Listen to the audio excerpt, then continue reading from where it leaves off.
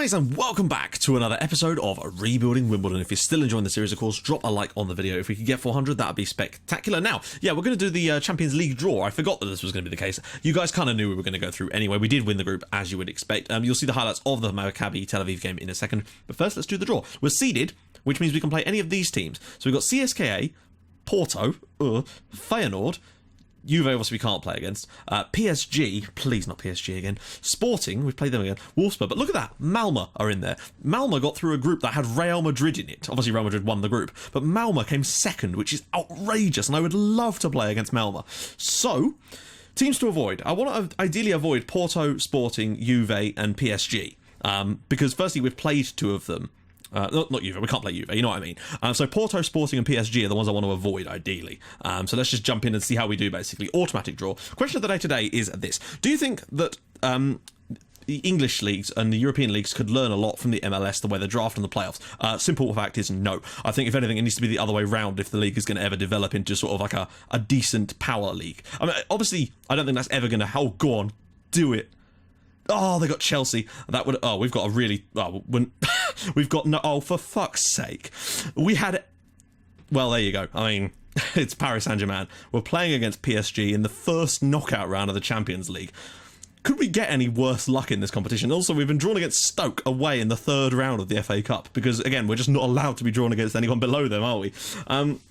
So there we go. We've got PSG, and I think it's going to be tough to get past them, really. But you never know. You know, we've shown real strength in this group, but that's how it is, basically. So, enjoy the highlights of the games we played this month, and believe me, you're gonna. And I'll join you guys in a sec for the Arsenal game. Masagawa from Mankio. Can we get a ball across the box? Does. Fabio's in there, and it is 1-0 to Wimbledon. Running from deep, and he's now the top scorer on the team with 9. Wimbledon 1, Leicester City 0. We're flying again. And Fabio's in there, and it is 2-0 to Wimbledon. And we are surely going to win another one. Fabio now has 10 for the season. He's in great form, and we are continuing to win games. There we go. Wimbledon 2, Leicester City 0. The grinding of great results continues, and another clean sheet. No, he's won it somehow still.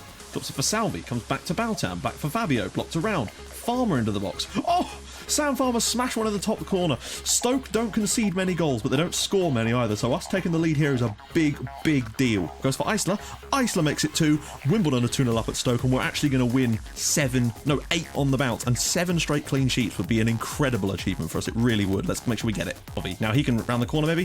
Fabio takes a touch, and it's a goal. It's 3-0 here at the Britannia. Fabio's 11th of the season, and we have torn Stoke apart again with that low tempo play in the second half. There we go, 3-0 to Wimbledon. Stoke have only conceded 7 goals all season, and we've just put 3 past them. Incredible. Need to go near post, goes to Sam Farmer at the back post, and it's 1-0 to Wimbledon. Sam Farmer up from the back and wins a header of all things, gives us an early lead, and that gives us a lot less work to do in this game. We start again. Farmer, look at that for a pass to Everton. We need a ball in and a goal. Whipped in. Eisler's in there, and it's 2-0. That all started from a crossfield wonder pass from Sam Farmer. 2-0 up with the ridiculously rotated side. Good stuff, guys. Carry on. Farmer. Oh, Eisler at the back post. Not quite, but put in on the rebound, I think, by Eisler in the end. It's 3-0 to Wimbledon. Philip Eisler with 2 today. Great to see him getting some goals. Wimbledon 3, Maccabi Tel Aviv 0. The red card kind of limited us from doing a rout on them, but we still won the game comfortably, and that's the main thing. Barton with a throw. Masak picks it up. Can he get it across the box? He can. Oh, Kenneth! VDH is in there. Wimbledon 1, Villa 0. Oh, wow. I'm calling him VDH from now on, since that seems to work for me. Wimbledon 1, Villa 0. Salvi. Villa look really, really poor from set pieces. VDH on the edge here. Can he get another shot away? He's in. He's in. Oh, he scored twice. VDH, 15 minutes in. Kenneth van den Heuvel, Wimbledon 2, Villa 0. What a performance from him so far. There you have it. Wimbledon 2, Villa 0. We've kept another clean sheet. I think that's 8 in a row. Could we go for 10 and unlock that ridiculous achievement? Time with the throw to Fabio. Picks out Zissa. Oh, what a great header that is. Wimbledon 1, Middlesbrough 0. Josef Zissa with the goal. Can we get the 10th straight victory? This would be outrageous. Over the top for Fabio. We've got VDH making the run into the box. Can he find him? He can find him, and he can't score, but yes, he can on the rebound. Fabio's cross. VDH with the goal. 2-0 to Wimbledon, and surely we're going to go 10 wins on the bounce now. Surely. Why for Mankio? Everton. Lovely football again. Fabio's through, and that is 3-0 to Wimbledon. Fabio with the 3rd goal. Now we just need to make sure we get the 9th clean sheet on the bounce. Come on, guys, you can do it. And we have done it. 10 consecutive league wins and 9 consecutive clean sheets. We get a clean sheet against Watford and we'll unlock, I think it's called parking the tank or something. I really want that achievement. There we go, guys. We've done it. That is 10 consecutive clean sheets in the Premier League. I'm certain of it. I actually ended up sort of sacrificing trying to get the win in the end just to make sure that we got that clean sheet, and I'm so pleased with that. Hopefully we do get an achievement for that. I think we do, but there we go, guys. 0-0. Right, guys, we are back, and yeah, as you can see, we've had an incredible month. I mean, we really have. Unfortunately, I know I was talking about an achievement in there. It turns out that you don't get that achievement. You have to keep it's in all competitions, which is really frustrating. I think there should be an achievement for getting 10 clean sheets in the league in a row, because that is just... for me, that's even more difficult in a way, because when you get all competitions, you could have some cup matches against really poor sides in there too. So I don't know, I feel like you should have one for that, but we have kept 10 clean sheets on the bounce in the Premier League, which is outrageous. We've unbeaten in our last 15, and before the Watford game, we'd won 10 league matches in a row. It doesn't even... I mean, it's just incredible, isn't it, really? And the thing is, not a top scorer there, not a top assister either. Masik's on there for clean sheet, for average rating, and obviously Gaffer-Scully for clean sheets. Thing is, we've still only got the 3rd best defence in the league, because somehow Arsenal have only conceded 8 times in 18, and we've conceded 13 times, which is still brilliant. It's just, if we hadn't had that poor little run against Chelsea and Fulham with those 6 goals in 2 matches, you know, we've conceded once in our last 11 matches. It's just crazy. But we've been much more solid at the back, believe me. And it's been brilliant to watch. It really has. And just because, I don't normally like doing this, but yeah, so let's just look. There's no bullshit. I just wanted to show that again because I'm sick of it, to be honest. It seems like if you lose, that's your fault, but when you win, you're cheating. So there we go. Moving on to what we're going to do next. Let's look at the stats of the players. We've had some rotation this month a bit more because Fabio has picked up an injury now and he'll miss today's game, as well as Alexander Peter, which was very frustrating. But Peter he came back and then he went out again. But he missed a few games and we played again. We played Fabio up top with VDH in behind him, and my God, it was a great partnership. Top scorer at the moment is Fabio with 12 goals, of course. Peter's got 8. I'd like to see a few more, but he has missed some games lately, so give him a break on that one. But VDH has got 8 goals in 9 starts. Brilliant stuff. No assists yet, but that's not what he's there for. As for assists, well, Salvi's got 12, Fabio 7, Peter 6, Masek 6, Manquillo 5. Everybody's at it, and it is a glorious day to be alive. Really is right now. Nobody's above an 8 right now, which is what I mean. We're not very emphatic. When you actually look at the results we've had as of late, look at all that green. You know, 1-0, okay, fair enough, 5-0 though. 2-0, 3-0, 3-0, 2-0, 3-0. It was the Champions League game that did it for us, unfortunately. We conceded goals against Monaco and Juve, and that's what stopped us from getting that sort of... I mean, we could still do it, I suppose. How many? 1, 2, 3, 4, 5, 6. Now, we'd still need to keep clean sheets against Arsenal, Everton, Stoke, and Spurs to get that achievement, and I just don't see us doing that today. You never know, though. You know, you just never know.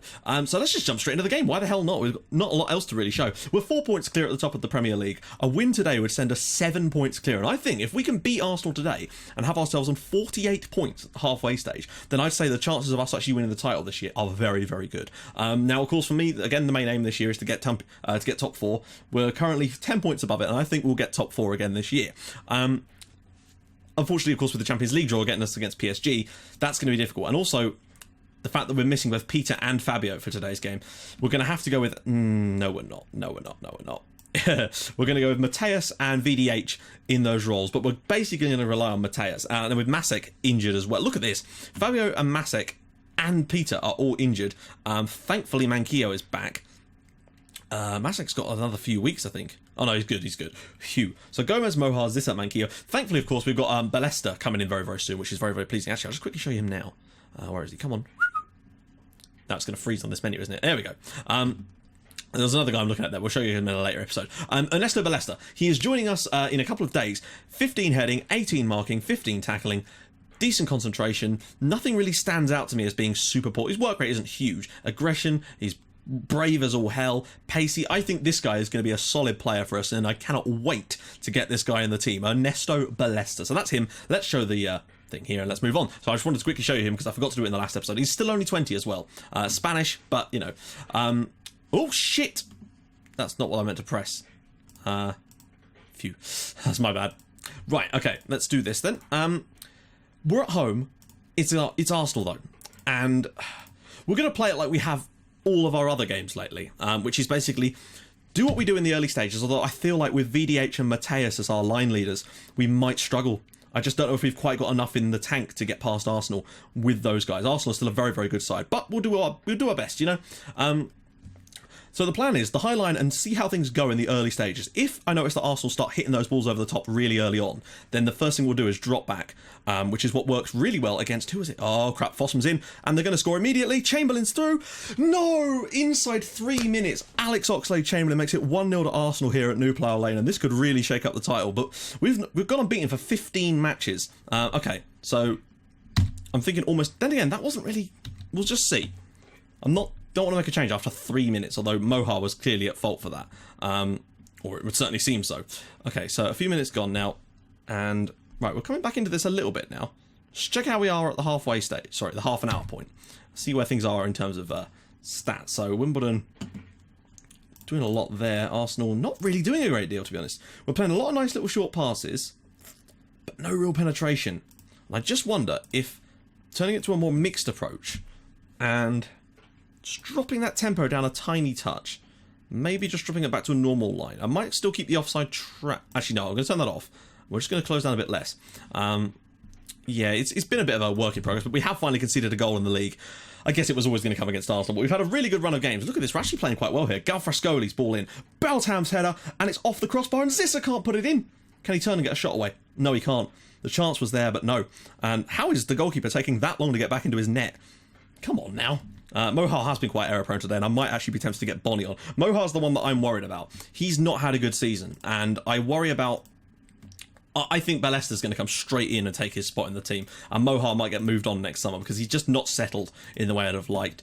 And I think it might be down to, you know, concentration's not superb. I suppose his composure isn't that great, but you'd still expect a little bit more from him. His marking is a little low as well. He's great in the air, but his marking, and he does tend to lose people, so we might have to take a look at that. I don't know what the stats are saying towards him. Right, we're definitely starting to favour our right-hand side, so we're going to start to go for that a bit more.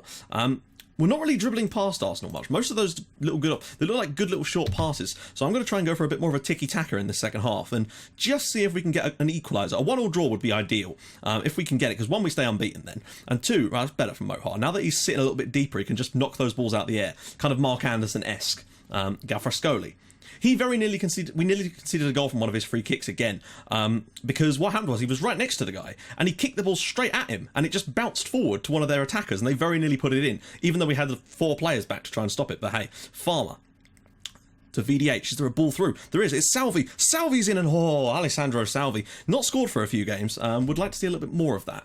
But VDH, good little pick out there. We're starting to look a little bit more threatening now. Mateus can't quite win it though, Ramsey. But they can't play those balls over the top now. Well, they can, but it's a lot less effective in theory, which should give us a bit of an advantage, but that doesn't mean they can't still slay us from crosses. Chamberlain, that's surely offside.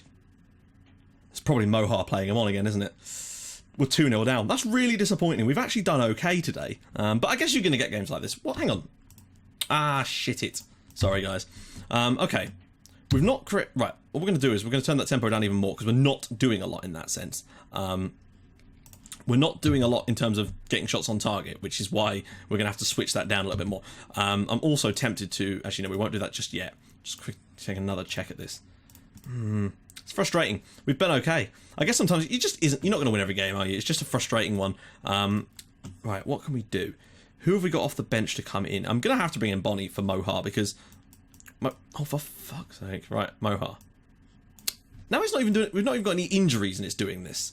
Okay, so Bonnie's going to come in for Mohar, just because Mohar's not very good. Zissa's not had the best game either, but we can't really afford to replace both of them. I forgot to put a decent player on the bench. Hate that. I'm thinking maybe Bart in there as well, and